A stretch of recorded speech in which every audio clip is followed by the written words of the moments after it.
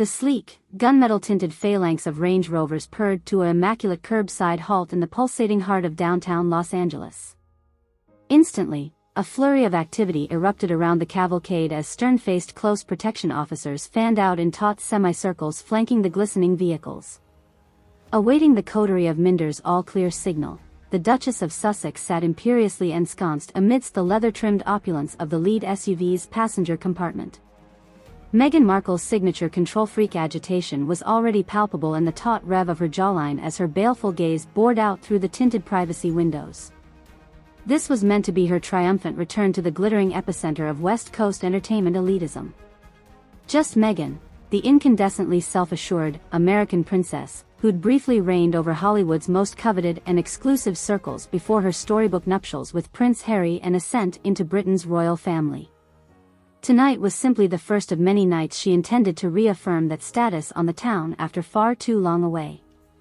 And what better reinitiation to the vaunted ranks of LA showbiz aristocracy than scoring the hottest ticket of the summer, Lady Gaga's massively sold-out concert spectacle taking over Crypto.com arena for 2 transcendent nights. The thought of basking in the boozy adulation and fawning reverences of the starstruck masses already had Meghan's blood thrumming with ego-affirming delight. Of course, she mused with a private smirk, gaining access to the most exclusive and mind-bendingly pretentious of the House of Gaga's ultra-VIP accommodations was a given. Meghan had taken the proactive liberty of her people making very clear to the production's organizers that the Duchess's most discerning regality was to be accommodated at the utmost strata of luxury, befitting both her titles and fame's lofty pedestal.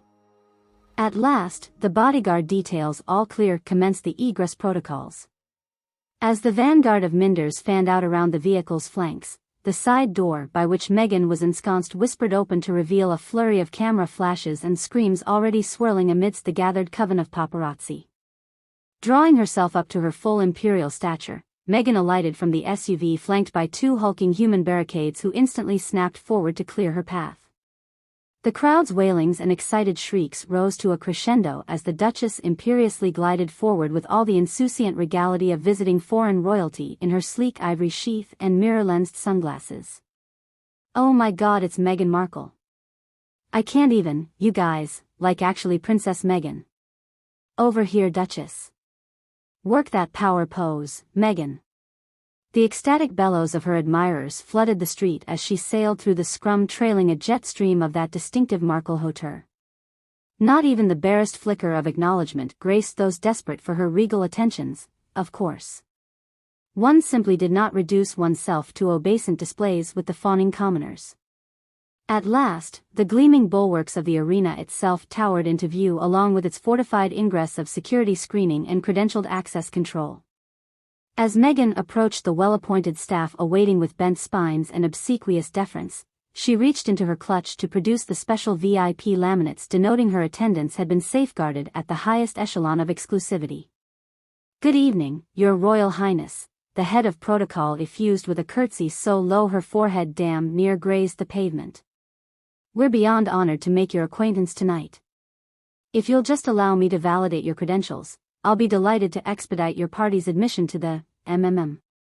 The woman's practiced flow instantly ceased upon examining the Duchess's chintzy laminated badges.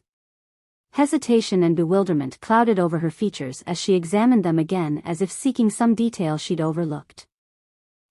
Forgive me, Your Grace," she stammered in steadily escalating panic. "But these admission laminates, they're only granting entry to the 300 concourse level." "Certainly that's just some sort of clerical error. You and your associates mustn't be booked into anything less than our supremely highest of diamond-level amenities." Now it was Meghan's turn to seize up as roiling disbelief contorted over her regal facade. She ripped the offending badge from the usher's hands to stare at it in outraged shock as if it had spontaneously transformed into a grotesque and unrecognizable rune. "Absolutely not, this has to be some egregious mistake," she snapped in that haughty Duchess cadence cutting through the noisy swarm surrounding her detail.